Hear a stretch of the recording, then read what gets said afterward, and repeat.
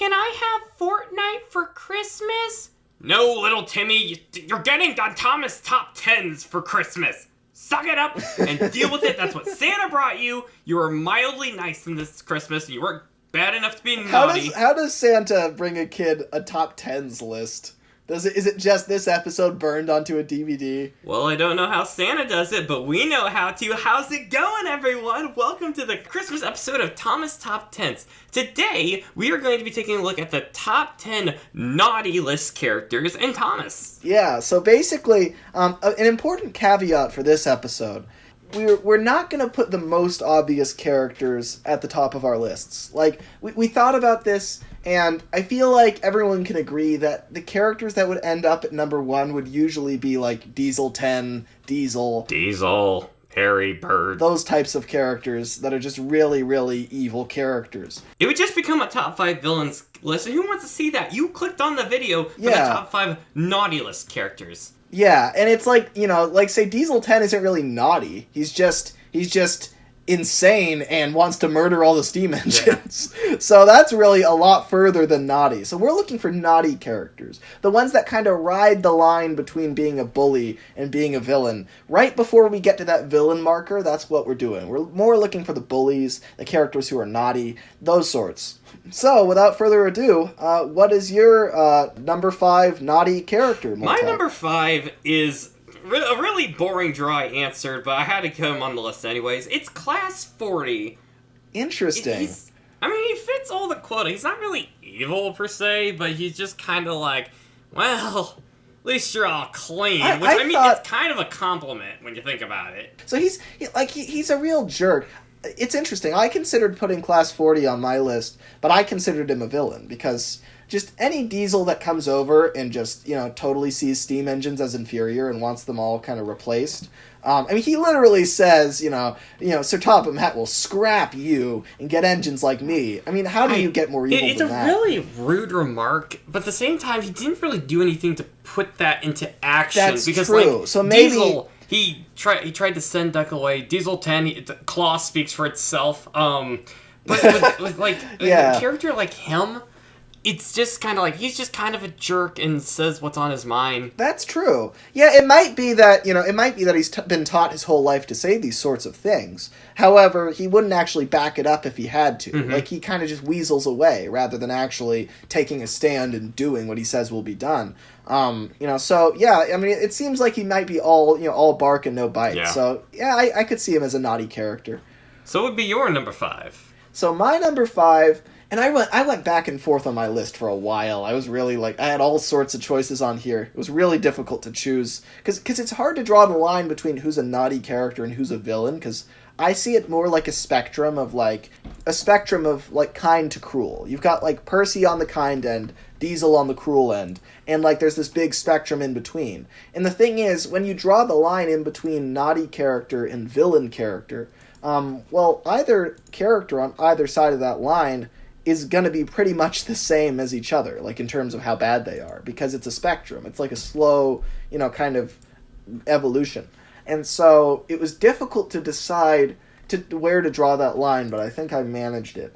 So my number 5 is Bulstrode. Ooh, I didn't even think of him. He's one of those, characters that is just such a Grinch-like character. And he can't be a villain because he's on a beach and he can't do anything about it. Yeah. He can't put any plans into action if he had them because he just sucks. Oh my god, that's so mean. You should be on the naughty list for being so mean to Bulstrode. Well, my number 1 was you! Oh, okay, well, we'll get to my number 1. But, basically. So, the thing is, even before Bulstrode was on the beach, he wasn't really doing anything bad. He was a jerk, and he was constantly complaining and groaning, and so he was ruining everybody's day. So I think that would land him on the naughty list. However, he wasn't really doing anything all that bad either. He's just a huge grump. And I could totally see Bulstrode as the type of character to just hate Christmas and complain about Christmas, especially when he's on the beach. You've got the Knapford station master coming down and putting all these putting a wreath on him and putting Christmas decorations, and he's just like, get off me, why don't you? I'm trying to sit here and doze. I think Bulstrode is really just a huge grump, and I feel like he would just be really bitter about the Christmas season, especially considering his current circumstances. And you know, he's just the type of character that goes around and just kind of ruins people's days, you know? He's not exactly a chipper fellow. Yeah, no, he's the bah humbug type of character. So that's my number 5. Alright, so let's go ahead and get to number 4. My number 4 is the most evil character, Thomas Gordon. Not kidding. But no, it is Gordon. Gordon is my number 4. I thought about how Santa Claus, because one thing is, like, you can kind of go off your own personal preference on what Santa would consider as naughty or nice through his own little ranking system. I kind of made a list kind of based off, like, what Santa would see, but kind of a lenient Santa where it's like, for example, I don't think James would get coal for Christmas. I think he would kind of see some of his more brighter sides, where I think Gordon just is too often says too many things. James just kind of banks off of Gordon. Gordon kind of comes up with stuff that's just so mean so often. And I personally, if I was Santa, would not get Gordon coal for Christmas. I feel like with Gordon, he just has done so many traumatizing things throughout the year. I don't think he's done enough to quite get on the nice list. Like, he's still a good... It's interesting. I'm going to have to disagree with you because... Oh, it's time, folks. We finally had a disagreement on this show. So, I'm going to admit right now, just to make my point, that I don't have any of the 3 big engines on my list. However, I almost put James on here because I think that James is a lot meaner than Gordon. See, Gordon, the way that he acts, the things that he says to you, he says them kind of matter-of-factly. James is really biting and mean sometimes, whereas Gordon, I think, always has a level of calmness to him. So I feel like James would honestly be meaner throughout the year than Gordon is. Even though Gordon's ideas perhaps are worse than James's, I think James's demeanor is worse. I think Gordon brings stuff up a bit more, because James feels like he needs something, like a reason to get, like, up in arms and stuff, and I feel like that's usually the result of Gordon. Like, I feel like he'll just wake up one day and be like, what are we thinking about today? Oh, Edward is old and obsolete. He should be retired. What's the trigger? Nothing. Think about how Gordon is just like, Edward is old, he should be retired. Almost like yawning when he says it, right? Like, it's so nonchalant. But James, when in Old Iron, he's like, you know, and he's so slow that he makes us late. And he's like, he's so mean and bitter about it. You know, it's like... I kind of see both sides of this. I get your meaning, but I can't help but feel like Gordon kind of sets things off a lot more. Anyways, I think we've talked about this number quite a bit here, so I think we should go ahead and get to your number 4. What is your number 4, Lemmy? Is it Gordon? It's Smudger. Interesting. I considered Smudger, but I just kind of... It didn't do it for me, but I just feel like a lot of the characters I put on this list, I felt like they're just... There's this kind of essence, I feel, that naughty list characters have, right? Where it's like say, I think that... I could argue that James is a worse person than a lot of the characters on my list. However, I feel like he's not really naughty list. He's more like... He's not really in that realm, right? Whenever you see, like, a character get in the naughty list on some show or in some movie, it's always because they're like always a jerk. The thing is, I think the thing that gets me is James has ups and downs. Gordon has ups and downs. They're really kind sometimes and real jerks other times.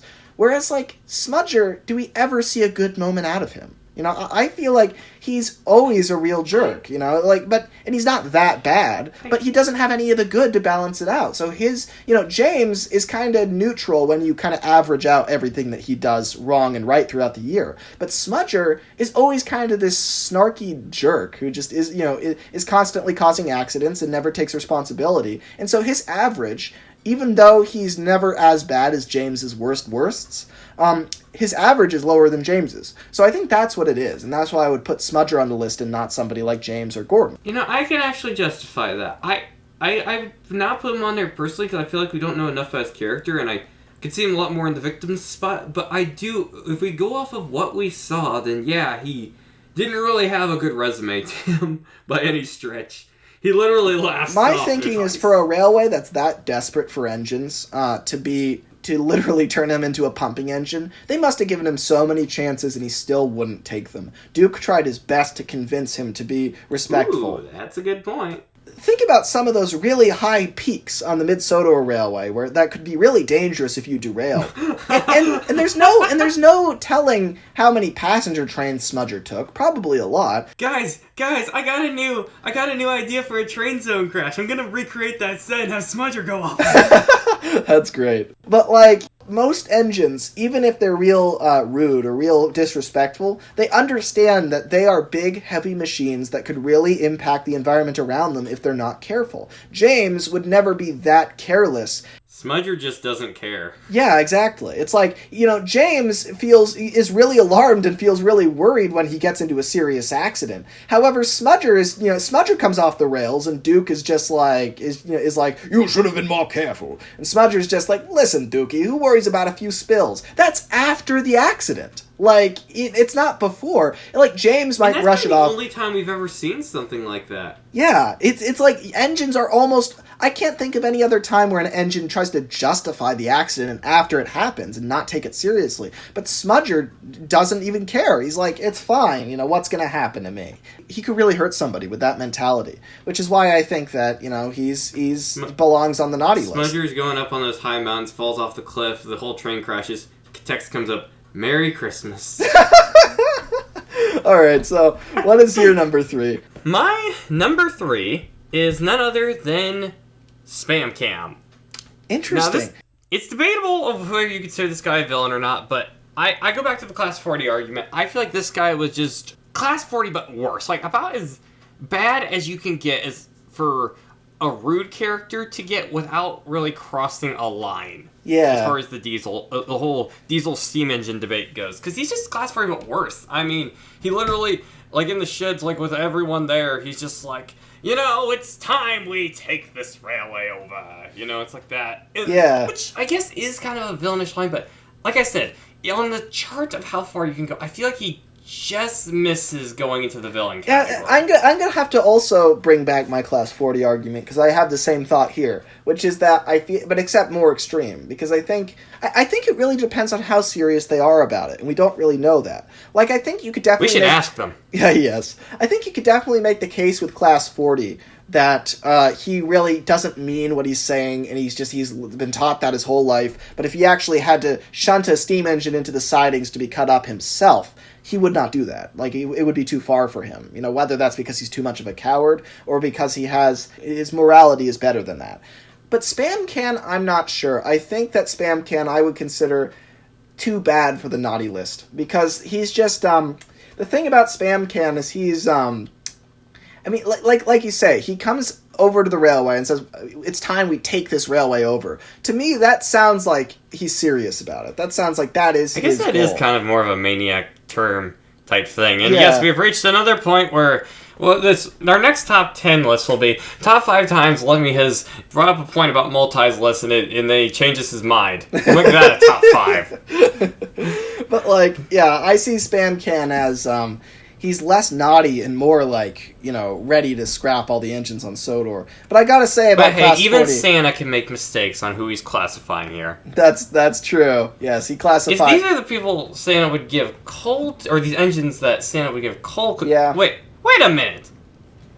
Wouldn't giving them coal be a good thing? Well, yeah. Well, it would be an insult to diesels. They would be like, oh! Yes!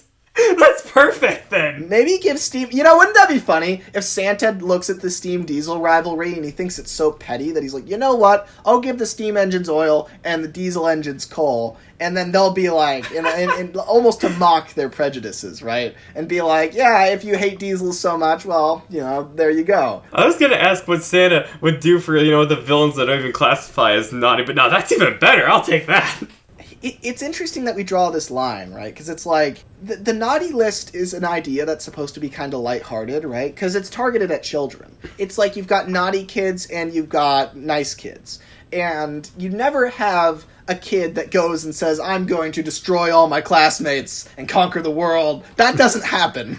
There are no kids doing that. And so I feel like it kind of misses the point of the naughty list to kind of put somebody like Diesel on there, because Diesel comes into the yard with clear intent to destroy lives, get rid of an entire race of engine and replace it with his own class, which is just, that's, I think, just so far past what the naughty list is supposed to be that's why we're excluding those types of characters.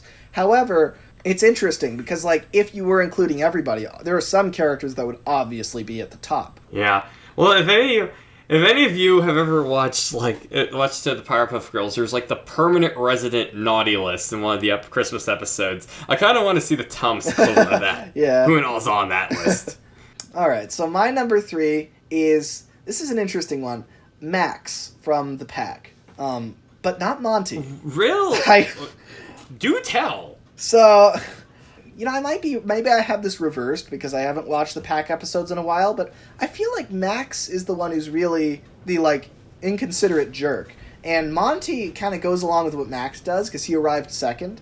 I feel like Max is at least a few places worse than Monty. Like, he's a few pegs above him because it seems to me like Max first arrived and started all the bullying. In fact, I think Max is the only character in the whole show explicitly accused of bullying, where Jack literally is like, stop bullying! And then Max is like, can't you take a joke? And he diesels away. And it's like... Can I just make it... This is completely unrelated to the whole point of the list, but can I just say some of those angles are very terrifying? Like the lower yeah, angle. They filmed it really well. It was really, But like, so we're kind of picking up the list now, I think, where Bulstrode and Smudger, my first two, are kind of reckless or irresponsible or bah humbug, but Max is legitimately malicious. Now we're on to, I think he's a legitimate bully. But again, he's a bully that I don't think has many redeeming qualities. Like, you go back to Gordon or James, they have sweet moments. They can be kind. They can do the right thing and help out the littler engines. And But Max, we see very little good from him. Usually it's him doing something awful and then getting scolded.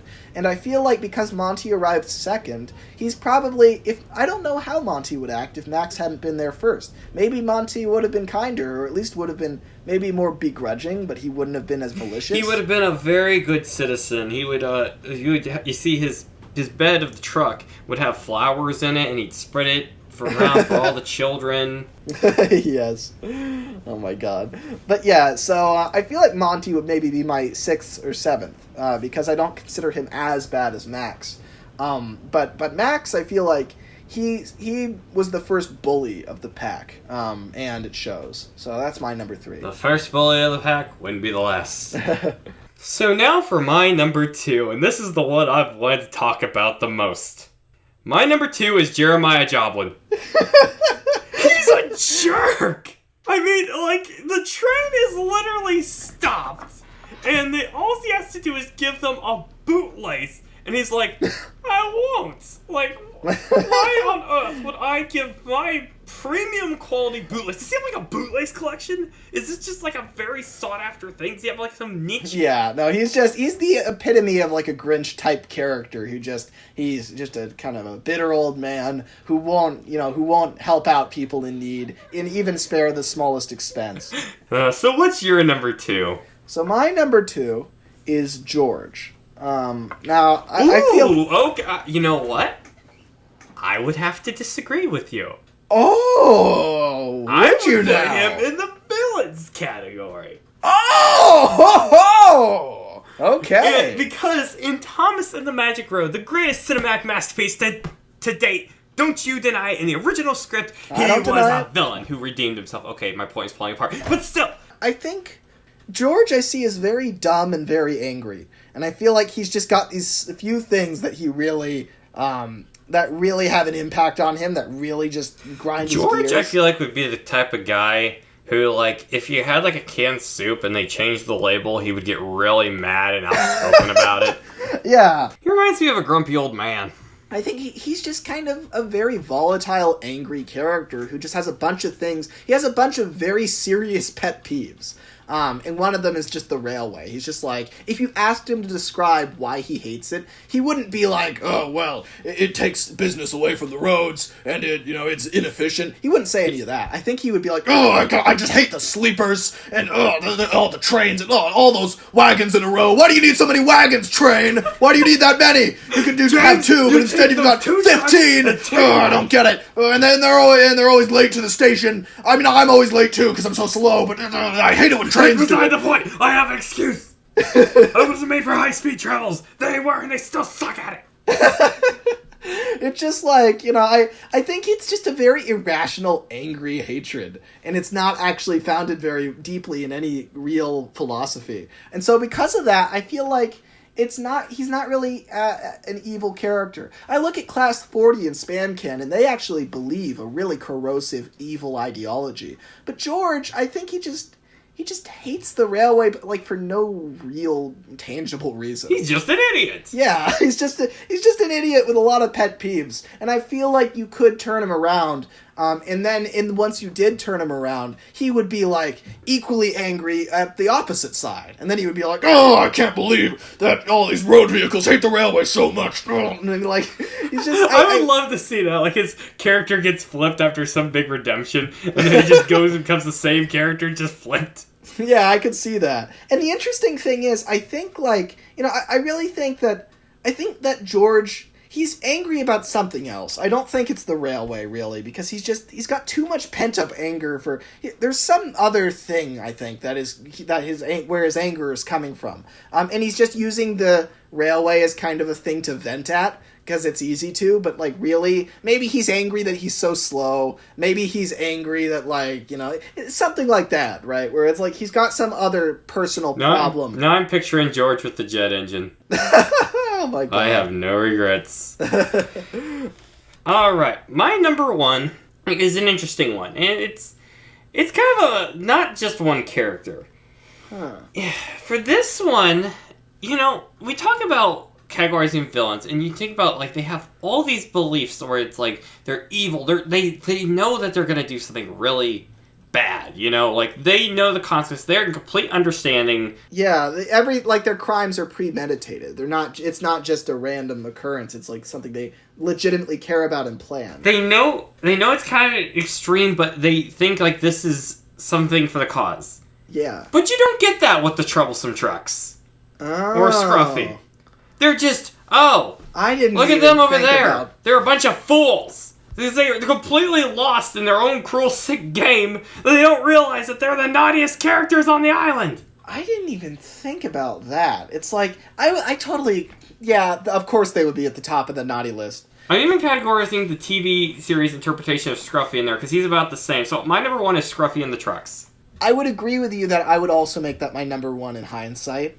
However, I think that I can't really do that because I feel like it's lumping too many characters together. Like, personally, I see them all with different personalities, and I feel like, say, Scruffy, for instance, I feel like I'd definitely put him on the villains list, and I almost put him on my list. But I decided not to because I felt like he wasn't just naughty, he was like a full-on villain. The way that I view the troublesome trucks, I see them as, you're right, I mean, they're kind of mindless. They have like this kind of urge to do trouble, but like they're not really... They're like a bunch of children who are just thinking they're playing a game, and they are causing probably some of the biggest problems on the whole island. They're constantly naughty and mischievous, but the engines aren't going to look at them like, beware the trucks, they're scary. It's just kind of like, they're a bunch of dang fools, you just gotta tolerate them. You gotta learn to keep them in line. Yeah, and they literally have troublesome in the name. I mean, of course they're gonna be at the top of the naughty list. It's like the equivalent of dealing with a bunch of school children. Ironic, because we're talking about Santa Claus or Christmas. But that's the thing. You mentioned that most characters have an actual plan and that they actually decide to do something evil. And the trucks don't really do that. They're just kind of, like you said, just naughty school children who aren't thinking. So that's why I wouldn't lump characters like Scruffy in there with them, because I think Scruffy what makes him so scary is he's a truck that actually has a plan and actually decides to do things and actually leads the trucks in doing, all sorts of things. And that's the thing. The trucks would easily be the most evil characters in the whole franchise if what they did was premeditated, if what they did was on purpose. Yeah, and that's the thing. It's because it's not on purpose, really, because they're not thinking about the outcome. They're not really evil, they're just horribly misguided. However, Scruffy, I think, really is quite evil because, think about what the trucks do. They literally crash engines. They literally risk lives. They must have killed an engine. They have the track record. They've done more damage than Diesel or Diesel 10 have ever done. Yeah, exactly. And they're in the thousands, millions even. So there's so many trucks. And they literally carry coal. Yeah. So it's like, everything, they could totally destroy the supply lines of any place. Because they are, whether the engines realize it or not, the trucks are actually the bread and butter of the rail system, of the country. And don't tell the engines this, but they are outnumbered too. Yeah. No, and that's the scary thing, is that's why I think Scruffy is he has so much potential as this evil villain, because he has actually realized the potential the trucks have, and he's harnessed it. He's kind of woken up from the haze of mischief that the trucks all live in, and he actually has real plans to actually hurt the engines. He knows what he's doing, and he does it anyway. And that makes him a really serious villain. But most trucks, I don't think they're like that. Their plan was not to fall off the bridge. Their plan was let's just have some fun and get out of here. Yeah, they never realize what's about to happen. And once they do realize the effects of their actions right before the crash, they're terrified. It's really sad. They want to cause mischief, but they don't realize what it's going to lead to until the last moment. That's a good way to interpret it. I was kind of going more off of just the idea where he's just in Toast Stands By, where he kind of just felt kind of similar to the rest. But yeah, that would explain a lot of things. The reason he doesn't feel similar to the rest for me is because he is the leader. You can't be a leader at all without knowing the effects of your actions. You have to know, because leaders are responsible for making plans. And if Scruffy was as random as all the others, he wouldn't be a leader. He would just be another truck. True. So he has to be premeditated in some way, or else he's just like all of them, just kind of. Whereas the other trucks are probably more sensitive and could really use a gift this Christmas. But Santa is a jerk, so he's just going to give them coal anyways and not teach them how to learn from their problems. Exactly. The naughty list is kind of messed up when you think about it. The trucks really need more compassion, and I feel like the kinder engines all know how to treat them right, and then the bigger engines always just kind of bump them. They just want to sing. And so, on that note, what is your number one? Okay, so my number one, and I really struggled with this one. I feel like it's on the very, very, very borderline of what counts as a villain. But I'm going to say Spencer is my number one on the naughty list. Ooh. Because I think that he's very tricky, because he's a real jerk all the time. He's very deeply unempathetic. He'll do a lot of the same stuff Gordon will, but he'll treat everybody on the island that way. Gordon treats tank engines that way and has these kind of messed up ideas of who deserves respect. However, Spencer, he treats everybody like they're below him. And worse than that, it even seems like... What puts him on the borderline for me is that, in Hero of the Rails, he literally wants Hero to be scrapped just because he looks at him as his inferior, which is a huge... and Spencer actively seeks him out the whole time. In that respect, he's worse than Spam Can and Bowler, because he actually takes actions to chase his victim down and send them to the scrapyard. On the other hand, it's that Spencer... most of the time, he's not that bad. Most of the time, he's... kind of a jerk. He's not really... He's not really... evil. Most of the time, I think that's an outstanding circumstance that we see in Hero of the Rails. It's the worst thing he's ever done by far, and if he acted that way constantly, I feel like he would be on the villain list. Most of the time, he's just not that... I think it might have been more of an extreme case where he was just so lost in his ignorance and ego. I think that Spencer. Yeah, I'm your number one, didn't you know? So I think that Spencer, he has some really evil viewpoints deep down, and they come out in Hero of the Rails, where it's we've seen that he's arrogant and thinks he's better than everyone else for years, but that's the movie where we actually see that he's willing to execute it, and that's actually pretty scary. However, we haven't seen him do that on any other occasion. And I think that after that movie, he might actually learn his lesson and realize that that was wrong. That's true. It's just like, I actually, here's a question for you guys when you start leaving your comments and stuff like that. Like, I think a lot of people would agree, like, Spencer just isn't a villain. He's not. Like, he's a jerk, but he's not a villain. I mean, it really depends. The question is Hero of the Rails an isolated incident that he learns his lesson from, or is it his true self coming out? So it's difficult to say with Spencer. He's the epitome of a bully, right? You know, he'll say the most insensitive things, pick out all the little flaws about yourself that you hate thinking about, deeply, deeply inconsiderate and cruel. And but at the same time, he doesn't usually do anything that's super evil. You know, he says a lot of really mean things, but he doesn't take action to destroy most of the time. He's the perfect villain for Gordon. Yeah, honestly, it's like... I use villain lightly there, because he's not really evil. He's just jerkwad. He's almost there. It's like he is to Gordon what Squilliam is to... Squidward. To Squidward. If any of you guys want to edit Squilliam's eyebrows onto Spencer, I will not object in the slightest. But, like, basically, they match each other very well because they both have a lot of arrogance, and they're both incredibly invested in their kind of hierarchy and ideology that they've got that really is, that kind of oppresses a lot of other characters. But Gordon doesn't really, and this is again why I didn't put Gordon on the naughty list, is I think Gordon has a lot of kind moments where he uses his superior strength to help smaller engines, and he shows that he has compassion and has kindness. And despite the bad things that he's been taught, there are good things too, and you see his good heart coming through. But Spencer, we don't really ever get that, do we? I mean, Spencer, we very rarely see him be kind. And when he does, a lot of the time it's when he's already down on his luck. And so he's really been forced to kind of empathize with somebody because he's been brought down to their level. So I think that Gordon has a true good heart that shines through. Spencer, not so much. So that's why I put him as my number one. Maybe instead, for Christmas, instead of Gordon getting coal, maybe he'd get a really crappy gift that, in his eyes, from Santa. He's like, oh, Percy got this nice scarf. Gordon, what did you get? I got this How to Be a Better Person, the People book. Why would I need that? People love me.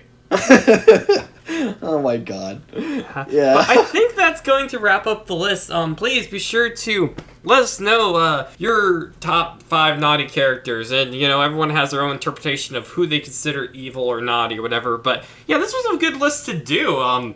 We had some pretty good ones here. So yeah, that's been this episode of Top 10s. Thank you very much for watching, everybody. I've been Master of the Lemons, aka Lemmy. And I've been MultiGreenThunder, and you guys all have a Merry Christmas and a Happy New Year. Yeah, happy holidays, everybody.